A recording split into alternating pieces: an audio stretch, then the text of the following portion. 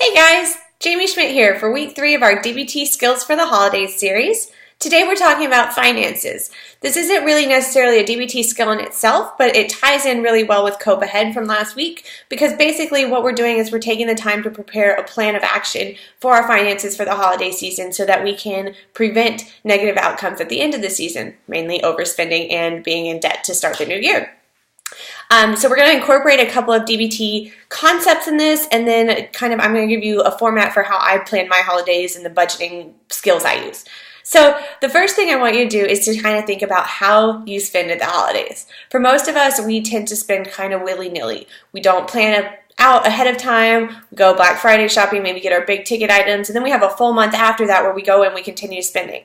And so for many of my clients, what I found is the holidays, they create money problems for themselves that they then have to deal with for the next couple of months. And so this is a way to kind of approach it and hopefully be more effective than you've been in the past.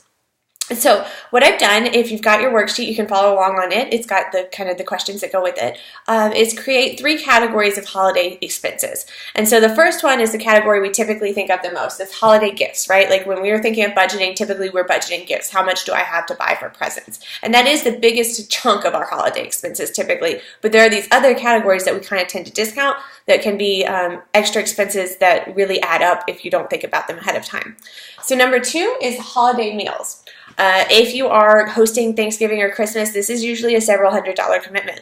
Like we are doing Thanksgiving at our house this year, and we have a pretty small family, and we haven't even finished our grocery shopping yet. But what we have done is got our turkey and our fryer oil and our propane tank, and like those 3 things alone, $100. And so again, like it's just like thinking about these things ahead of time so that you're not stressed out when you haven't planned or put money aside in your budget for like that aspect of it.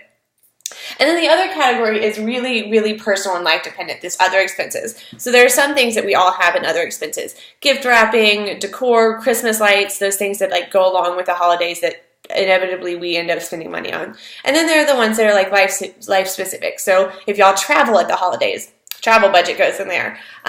In Texas, in Houston, where we live, there's this amazing place called Santa's Wonderland, which is this Christmas lights and hay rides and hot cocoa and petting zoos, and it's really lovely, and it's right by where I went to college, and so we like to drive up there every year and go, and like that's a really fun, exciting thing, but by the time we've paid for gas and admission and the meal out we inevitably eat afterwards, another $150 night. And so it's really thinking about these things ahead of time, keeping in mind like these things come up this time of year, and so they're going to cost us money. So with your 3 categories in mind, the first step to do your budgeting process is to sit down and make a comprehensive list for what you expect to spend this year. How many people do you have to buy gifts for, and what do you have allocated for each one of them? You know, some of us have limits where we do a $50 exchange for family or whatever, and so you know a pretty good budget for some of them. But some of them you may have no idea, and so giving yourself an idea, like I'm going to stick to so much for my kiddos this year, and we're not going to go over that or whatever. And to go through that for each of these categories, maybe you get to knock 2 off completely because all you do is bring one side dish to family Christmas, and that's awesome because that's just cheaper for you, and that's really cool.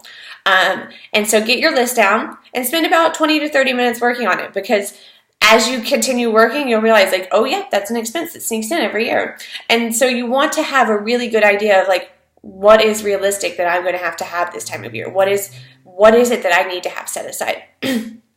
So after you've done that, the next focus of our thing is to go ahead and move on to the present section. Like I said, gifts tend to be the biggest part of our budget at this time of year. I think when I do my breakdown, it usually looks something like 60, 30, 10, you know?